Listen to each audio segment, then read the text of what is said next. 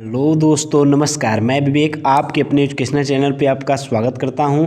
आज हम अध्ययन सामग्री नामक बुक पे आज हम गुप्त वंश, समुद्रगुप्त और चंद्रगुप्त द्वितीय के बारे में जानेंगे। तो आइए हमारे साथ आप गुप्त वंश में समुद्रगुप्त और चंद्रगुप्त द्वितीय के बारे में जानिए। पहला पॉइंट क्या है? गुप्त वंश ने 275 से 550 ईस्वी तक शासन किया।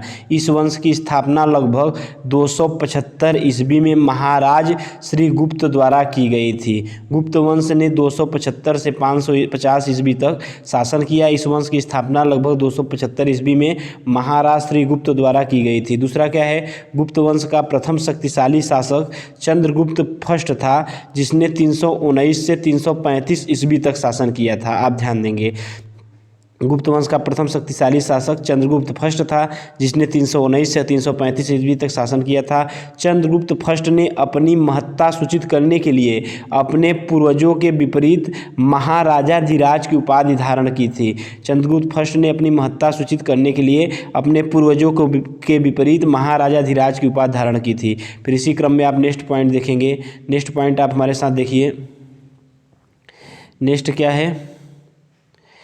वाकाटक शासक प्रवरसेन प्रथम ने 4 अश्वमेध यज्ञों का संपादन किया। वाकाटक शासक प्रवरसेन प्रथम ने 4 अश्वमेध यज्ञों का संपादन किया। नेक्स्ट पॉइंट है कन्नौज। कन्नौज को महोदया, महोदयाश्री आदि नामों से अभिव्यक्त किया गया है।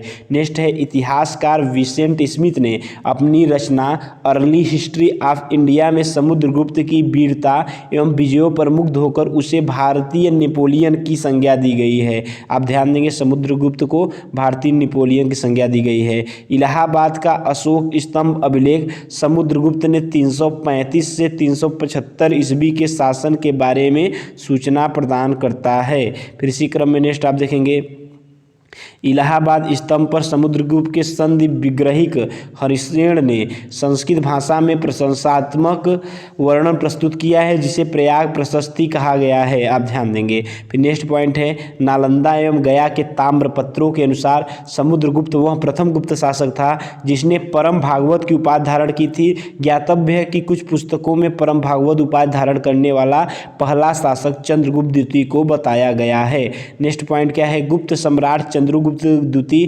विक्रमादित्य को शक विजेता कहा गया। गुप्त सम्राट चंद्रगुप्त द्वितीय विक्रमादित्य को शक विजेता कहा गया है।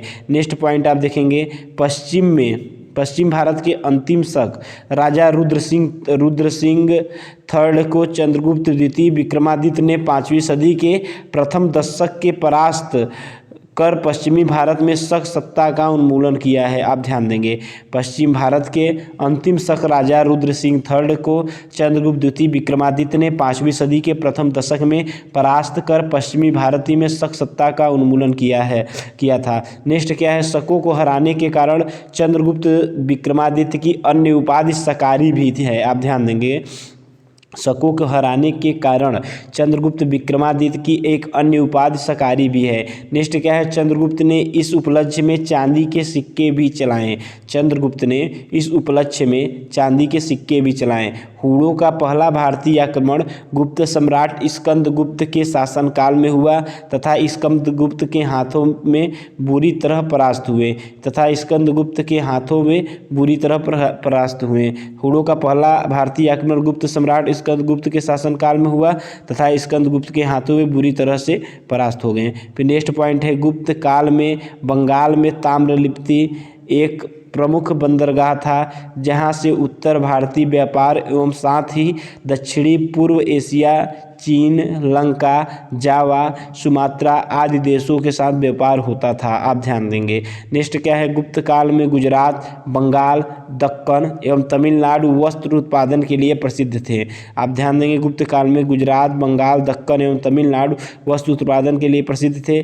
धन्वंतरी चंद्रगुप्त द्वितीय विक्रमादित्य के नवरत्नों में से एक थे। ये आयुर्वेद शास्त्र के प्रकांड पंडित थे।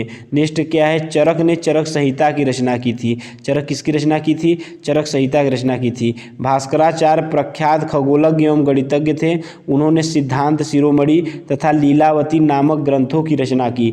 भास्कराचार्य प्रख्यात खगोलज्ञ एवं गणितज्ञ थे। उन्होंने सिद्धांत शिरोमणि तथा लीलावती नामक ग्रंथों की रचना की। गुप्त काल में स्वर्ण मुद्रा को दिनार कहा जाता था। फिर चीनी यात्री फाहियान के अनुसार लोग दैनिक क्रय विक्रय में कौड़ियों का प्रयोग करते थे। नेक्स्ट क्या है, सती प्रथा का प्रथम अभिलेख का साक्ष्य एरण से प्राप्त हुआ है, अर्थात सती प्रथा का प्रथम अभिलेख एरण अभिलेख से प्राप्त हुआ है। नेक्स्ट क्या है, एरण अभिलेख 510 ईस्वी का है, जिसमें गोपराज नामक सेनापति की स्त्री के सती होने का उल्लेख है, आप ध्यान देंगे। फिर अब नेक्स्ट पॉइंट आप देखेंगे, गुप्त संवत प्रवर्तक चंद्रगुप्त प्रथम था। गुप्त संवत प्रवर्तक चंद्रगुप्त प्रथम था। गुप्त संवत की तिथि 319 ईसा पूर्व है। गुप्त वंश के शासकों ने मंदिरों एवं ब्राह्मणों को सबसे अधिक ग्राम अनुदान में दिए थे। गुप्त काल में कला एवं साहित्य में हुई प्रगति के आधार पर इस काल को प्राचीन भारत का स्वर्ण युग कहा जाता है।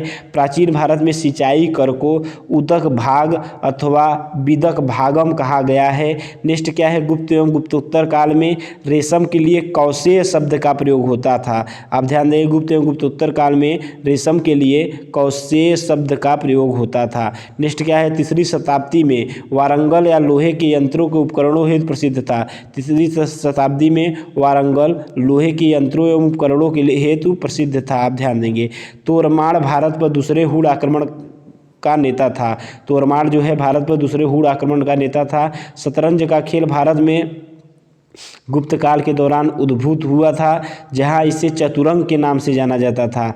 भारत से यह ईरान एवं तत्पश्चात यूरोप में पहुंचा। महर्षि कपिल ने सांख्य दर्शन का प्रतिपादन किया था। महर्षि पतंजलि को योग दर्शन का संस्थापक आचार्य माना जाता है। न्याय दर्शन का प्रवर्तन गौतम ने किया, जिन्हें अच्छपाद भी कहा जाता है। न्याय दर्शन का प्रवर्तन गौतम ने किया, जिन्हें अच्छपाद भी कहा जाता है। ऐतिहासिक इमारतें, मंदिर एवं स्थिति, आप ध्यान देंगे। ऐतिहासिक इमारतें, मंदिर एवं स्थिति, तो इन आप ध्यान देंगे, इमारतें, मंदिर और स्थिति क्या है। अजंता एवं एलोरा गुफा की स्थिति है औरंगाबाद महाराष्ट्र।